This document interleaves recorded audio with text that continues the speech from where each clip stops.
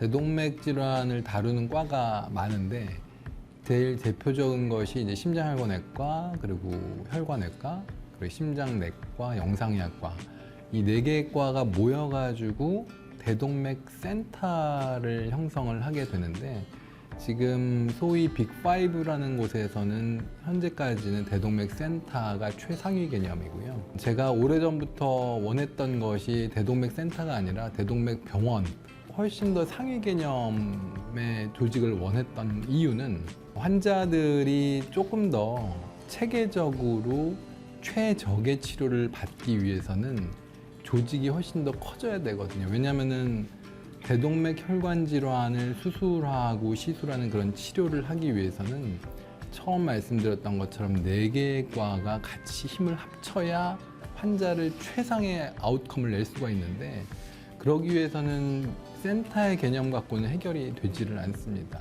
대동맥 병원은 제가 알기로는 전 세계에서 처음 시도하는 조직이 될 것으로 생각을 합니다. 이제 6월 19일부터 대동맥 혈관병원이 새로 오픈을 하게 되는데, 대동맥 혈관병원은 국내에서도 처음이고 국제적으로도 처음이기 때문에 처음에는 조금 어려운 점이 있을 수 있어요. 근데 저희가 지금까지 해왔던 것처럼 저희는 지금 최상의 진료진을 꾸리고 있는 거거든요. 예를 들어서 2차 병원, 3차 병원, 4차 병원 이렇게 있다고 그러면 우리는 지금 거의 5차 병원 수준이라고 생각하시면 됩니다. 대학병원에서조차 해결되지 않는 대동맥 질환 환자, 특히 응급 환자들을 우리가 전부 다 소화해낼 것이고요. 작년에 저희가 대동맥 수술 건수가 620건이었어요. 지금 당장 620건까지는 못하겠지만 저의 최대 목표는 1년에 1000건입니다. 그러니까 국내에서 1000건 정도를 이 병원에서 소화를 해낼 수 있다고 생각하고요. 그러기 위해서는 이제 우리 교수들을 더 많이 키워야 되겠죠. 대동맥 혈관 전문의들을. 그래서 여기는 트레이닝 하스피탈이면서도 최적의 치료를 제공하는 5차 병원이라고 저는 생각을 합니다. 대동맥 수술은 유병률이 굉장히 작아요. 대동맥 질환 자체가. 그렇지만은 위험률은 최상이죠. 너무 높은, 그러니까 수술 후에 사망, 합병 이런 가능성이 굉장히 높거든요. 그렇기 때문에 아무도 안 하려고 하는 질환이죠. 응급수술이 너무 많고 수술 시간도 길고 그러기 때문에 쉽게 얘기하면 이런 거예요. 응급수술을 그 전날에 했으면 그 다음날에는 충분히 의료진이 쉬어야 그 다음 환자를 또 케어를 할 수가 있는데, 지금까지는 거의 유일하게 저만 수술을 계속한 거예요. 그러니까 이제 후배들을 길러내야 되는데, 예를 들어서 1년에 1000건을 수술하는 것이 목표라고 그러면은 혼자서 1000건 절대 못 하거든요. 제일 좋은 거는 1인 대동맥 의사가 한 250건 정도 1년에, 그 정도 하면은 충분히 본인도 쉬면서 환자들도 최적의 치료를 받을 수 있는 숫자라고 저는 생각을 해요. 그러면은 결국 4명의 대동맥 외과 의사가 존재해야 된다는 얘기거든요. 저는 이제 어떻게 계획을 하고 있냐면 1년에 1000건 정도 하면 그룹이 4개가 있는 거죠. 1군, 2군, 3군, 4군. 이 사람들이 각 계획된 수술을 매일매일 하고 응급수술은 돌아가면서 당직 시스템으로 하면 훨씬 더 의사들도 재밌게 일할 수 있고 힘들지 않게, 환자들도 최적의 치료를 받을 수 있고. 대동맥 질환은 크게 2가지로 보시면 되는데요. 대동맥류라는 질환이 있어요. 이것은 응급은 아닐 수 있고 준응급일 수는 있습니다. 그리고 두 번째는 대동맥 박리라는 병인데, 대동맥 박리는 크게 급성, 아급성, 만성 이렇게 나눌 수 있는데 우리가 중점적으로 보는 거는 급성 대동맥 박리증입니다. 이 중에서 제1형과 2형, 이거는 상행대동맥을 침범하는 급성 대동맥 박리증인데, 이것은 우리가 언제 발생할지 예측하기 굉장히 어려워요. 환자가 멀쩡히 있다가 갑자기 흉통을 호소하면서 쓰러지는 질환이거든요. 이거는 사망률이 엄청 높습니다. 그러니까 치료를 하지 않으면 시간 단위로 사망률이 올라가요. 근데 치료를 한다고 해도 사망률이 꽤 높은 질환이에요. 급성 대동맥 박리증의 미국 최근까지 사망률이 거의 20% 정도 되거든요. 대동맥 질환은 응급수술이고 언제 환자가 어디서 발생할지 예측하기가 어렵습니다. 그래서 저희 대동맥 그 수술팀은 항상 대기를 하고 있거든요. 근데 콜이 언제 올지를 예측하기가 어렵고 어느 지역에서 발생할지를 몰라요. 그래서 항상 대기를 하고 있고 언제든지 그 환자를 우리가 전원을 받아서 치료를 할 준비가 되어 있습니다. 그리고 또 한 가지 질환은 이제 대동맥류라는 질환인데, 대동맥류는 이렇게 대동맥 크기가 정상보다 1.5배 늘어나 있는 질환이거든요. 예를 들어서 복부대동맥 같은 경우는 정상이 2cm가 직경이 정상인데 한 3cm 늘어나면은 이거는 대동맥류로 진단을 할 수가 있어요. 그렇지만 3cm가 됐다고 해서 이걸 치료하지는 않고요. 보통 5cm 넘으면 우리가 치료를 하는데 그래서 이제 대동맥 박리증보다는 훨씬 응급도가 떨어지죠. 그렇지만은 이거를 그럼 왜 치료해야 되냐면 5cm가 넘으면 이렇게 대동맥이 이렇게 쭉 커지면서 대동맥 벽이 굉장히 얇아져요. 풍선처럼. 그래서 속도가 가속이 붙거든요. 이 올해 5cm였으면 내년에 예를 들어서 뭐 5.5cm다. 그럼 그 다음에 6cm가 되는 게 아니라 그 전에 6cm가 되는 거예요. 풍선이랑 똑같아요. 그래가지고 결국은 대동맥류라는 질환은 진단되고 수술적 치료 또는 시술적 치료의 가이드라인에 들어가면 치료를 하는 것이 원칙입니다.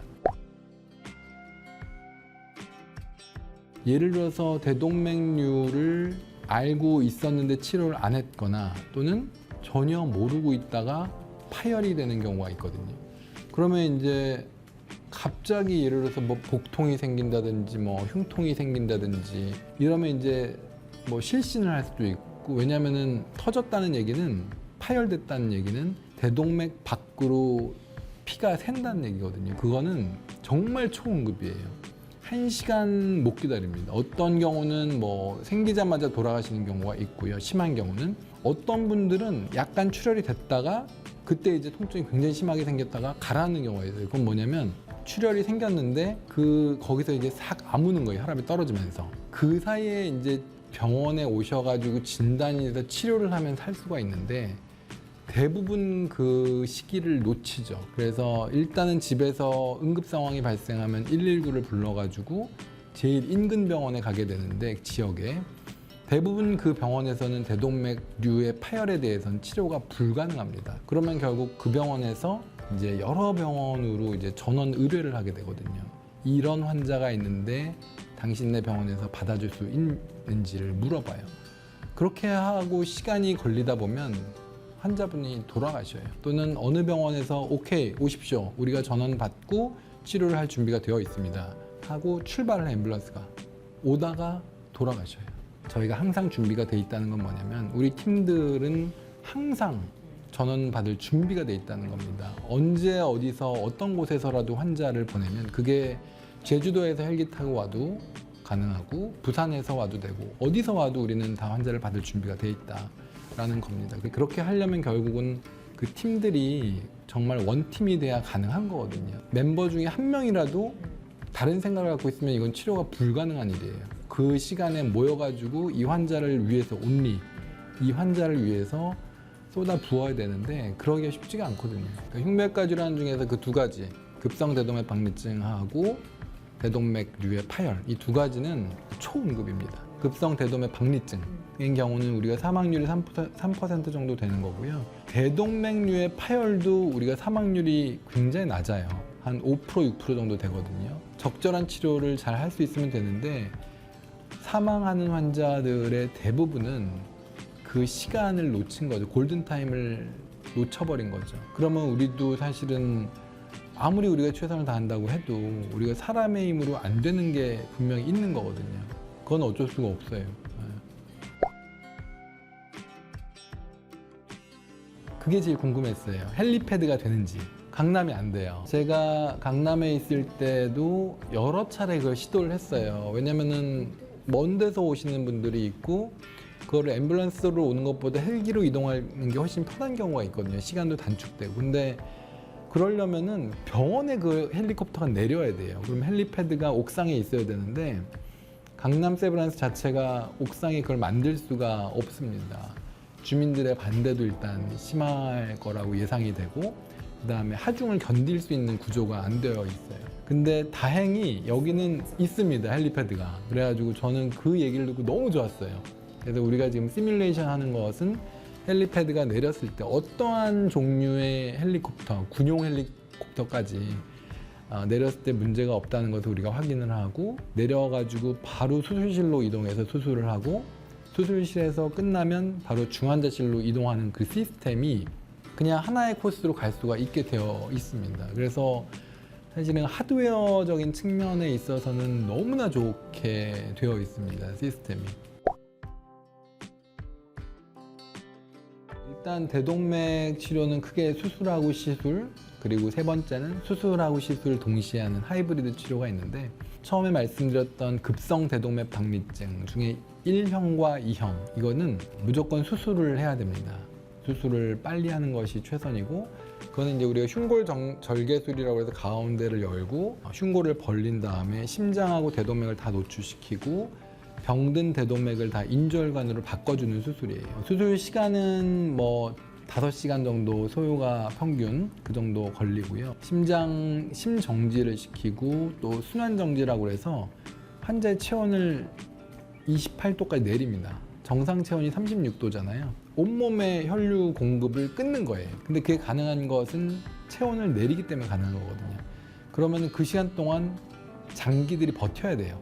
피가 안 가도. 근데 문제는 뭐냐면 그 시간이 아무리 체온을 내린다고 해도 길어지면 수술은 다 끝났는데 그 장기들이 회복이 안 돼요. 혈류가 안 갔으니까. 그렇기 때문에 수술을 빨리 해야 되는 강박관념이 생기죠. 급성대동맥 박리증에서는 그런 수술 기법 이런 것들이 천차만별이에요. 전 세계적으로 대동맥의 대가라는 분들도 다 달라요, 수술 방법이. 최근에는 그 급성대동맥 박리증에서 인조혈관을 앞에는 치환을 하고, 그 다음에 하행대동맥에는 스텐트 도관을 넣는 하이브리드 수술이 있습니다. 그거는 전 세계적으로 저희 센터에서 가장 많이 시행을 하고 있고, 많은 외국의 의사들이 와가지고 그거를 배우고 있습니다.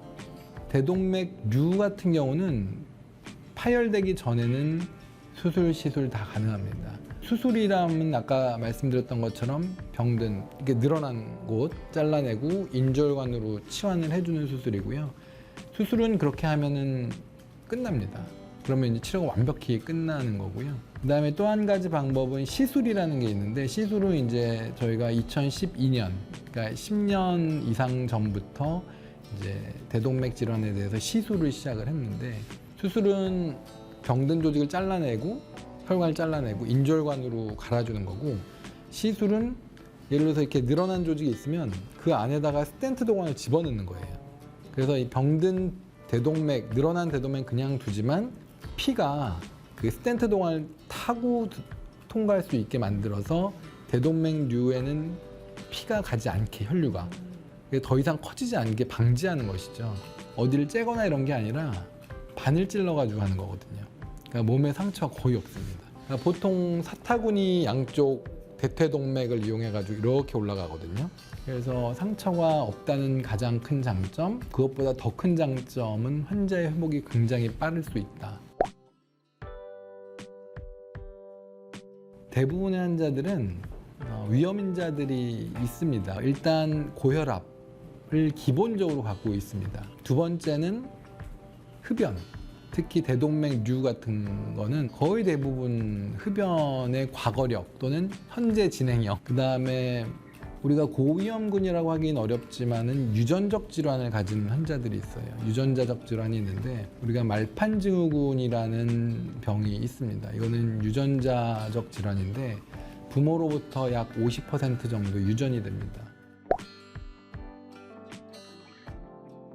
일단 대동맥 질환을 다룰 수 있는 병원은 응급 환자에 대한 대처에 굉장히 유연해야 됩니다. 그러기 위해서는 원팀이 돼야 된다고 말씀을 드렸고, 그 원팀에는 영상의학과, 그다음에 심장혈관의학과, 또 굉장히 중요한 마취과가 있습니다. 그리고 수술실, 그리고 중환자실, 병실, 이게 완전히 혼연일체가 돼야 이 환자를 온전히 대동맥 치료를 깔끔하게 끝낼 수 있는 시스템이 될 것이고요. 이미 우리가 그렇게 준비를 하고 있습니다. 응급 환자를 받는 데는 이대 대동맥 혈관 병원에서는 익스프레스라는 프로그램을 가동을 하고 있습니다. 그거는 환자가 예를 들어서 2차 병원이나 1차 병원에서 응급 환자 발생했을 때 이 환자가 도착하기 전에 이미 이대 서울병원의 전산망에 이 환자의 정보가 전부 다 입력이 되어 있습니다. 그래야 우리가 환자가 도착하기 전에 모든 것을 준비를 할 수가 있어요. 예를 들어서 수혈이 필요한 환자들이 굉장히 많은데 그럼 피를 준비를 해야 되잖아요. 그리고 준비해야 될 약들이 굉장히 많아요. 그런 것들을 환자가 도착한 다음에 막 그때부터 하기 시작하면은 이미 한 30분이 딜레이 되는 거예요. 근데 우리는 환자가 도착하기 전부터 그런 것들을 다 준비해 놓는 겁니다. 그리고 환자가 도착하면 바로 환자한테 적용을 하는 것이고, 우리의 지금 목표는 응급실 체류 시간을 거의 제로로 만드는 거예요. 그러니까 대부분 어떻게 되냐면 환자들이 전원을 오든 그냥 오든 응급실에서 보통 체류 시간이 30분, 1시간, 1시간 반, 2시간. 그거는 환자가 도착하고 그때 이제 수술실이 준비가 되고 그러기 때문에 수술실이 준비가 돼야 환자가 수술실로 올라가잖아요. 그 시간을 제로로 만들겠다는 거거든요. 도착하면 이제 곧 올라오겠구나. 그러면 이제 바로 올라와요. 응급실에서 체류 시간이 거의 없기 때문에 앰뷸런스에서 응급실 내리고 내린 즉시 앰뷸런스에 있던 그 카트채로 수술실로 그냥 올라가게 됩니다. 일단 뭐 국내 최고라는 거는 뭐 이미 확정된 일이고요. 이제 우리가 강남세브란스에서 이동해온 우리 팀들과 이대서울에 기존에 있던 팀들과 잘 융화해가지고 정말 원팀을 만들면 이보다 더 강력한 팀은 없다고 생각합니다. 그래서 우리가 모토가 압도적인 1위거든요. 그런 조직이 여기도 물론 있어야 되겠지만 또 우리나라에 몇 군데가 있어야 돼요. 예를 들어서 대동맥 질환이 있는데 무조건 이대서울 가야 된다라고 생각하면 먼 사람들은 못 갈 거 아니에요. 일단 이대서울 대동맥 병원에서 우리가 대동맥 관련 전문의들을 엑스퍼트들을 많이 키워낼 것이고 이분들이 또 전국에 퍼질 것이고요. 그게 이제 저의 목표입니다.